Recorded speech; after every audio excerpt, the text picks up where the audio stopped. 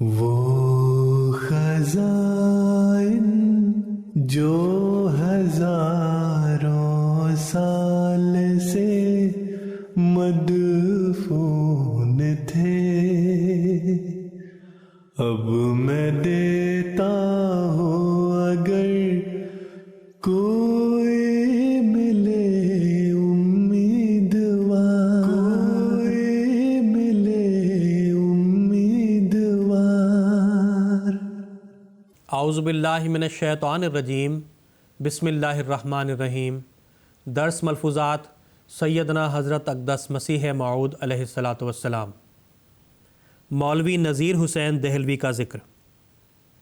مولوی نذیر حسین صاحب دہلوی متوفی کے ذکر پر بعض احباب نے یہ کہا کہ قوم اور برادری کی محبت ہی نے دراصل اسے اخفائے حق کے لیے مجبور کیا ہوا تھا۔ حضرت اقدس علیہ السلام نے فرمایا، محبت دین کی ہی محبت ہوتی ہے۔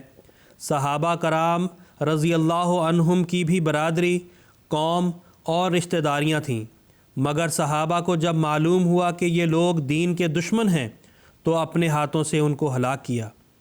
اگر ان میں یعنی نذیر حسین میں تقویٰ ہوتی تو ایسے سخت دلی کے لکھے ہوئے خط نہ پہنچتے، یہ کہہ دیتے کہ تقویٰ اجازت نہیں دیتا۔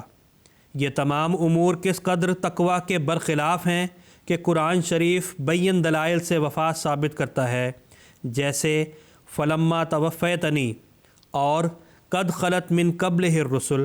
پھر خود پیغمبر خدا کا معراج میں ان کو مردوں میں دیکھنا، اور پھر تمام فرقہ اسلام کے اور بڑے بڑے صوفی موت کو مانتے ہیں، اور یہ لوگ اس بات کے قائل نہیں ہیں۔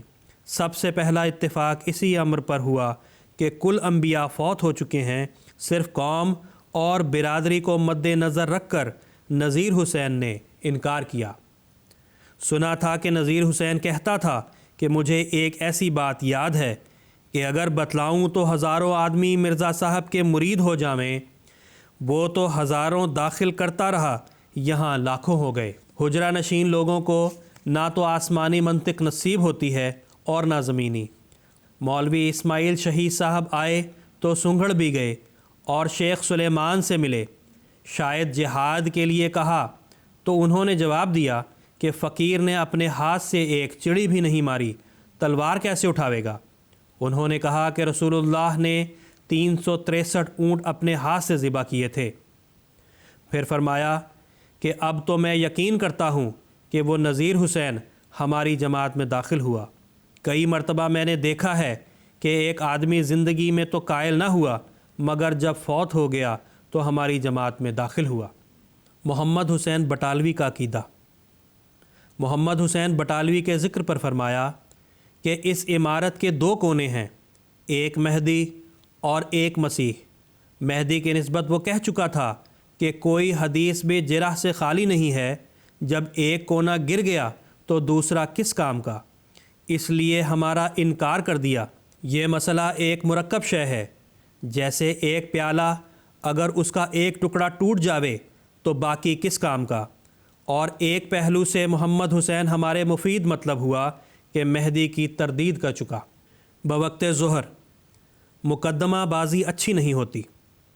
حکیم فضل دین صاحب کے مقدمہ پر حضرت اقدس علیہ السلام غور فرماتے رہے، اور بہت سی باتیں سننے کے بعد حضور نے فرمایا کہ مقدمہ وہ بہت منحوس ہوتا ہے جس کا انجام بخیر نظر نہ آوے، اور صاف وہ مقدمہ ہوتا ہے جس کے آثار فتح و نصرت کے جلد نظر آ جاویں۔ مقدمہ بازی اچھی نہیں ہوتی، بار بار حکام کے پاس جانا، ان کے متھے لگنا۔ میری رائے تو یہ ہے کہ مردار بسد بگزار صلح کر لو۔ قرآن کے حکم کی تعمیل میں کوئی تکلیف نہیں۔ ایک صاحب نے کہا کہ حضور کو بھی شہادت کے لیے جانے کی تکلیف ہوگی، اس نے اسی لیے آپ کی شہادت لکھائی ہے کہ یہ لوگ تکالیف کو دیکھ کر صلح کر لیں۔ حضرت اقدس علیہ السلام نے فرمایا کہ ہمیں کوئی تکلیف نہیں، قرآن کا حکم ہے کہ جب گواہی کے لیے بلایا جاوے تو جاؤ۔ میں کوئی بے دست و پا تو ہوں نہیں، ہمیشہ پیدل بٹالہ آیا جایا کرتا تھا۔ یہ تو کوئی بات نہیں چلنے پھرنے کی عادت ہے، مگر یہ ایک منحوس بے حیثیت سا مقدمہ نظر آتا ہے۔ مومن کو اپنی عزت کا پاس بھی چاہیے۔ گندے آدمیوں سے یہ جگہ پر تھی، معلوم نہیں کہ خدا کو کیوں یہ جگہ پسند آئی۔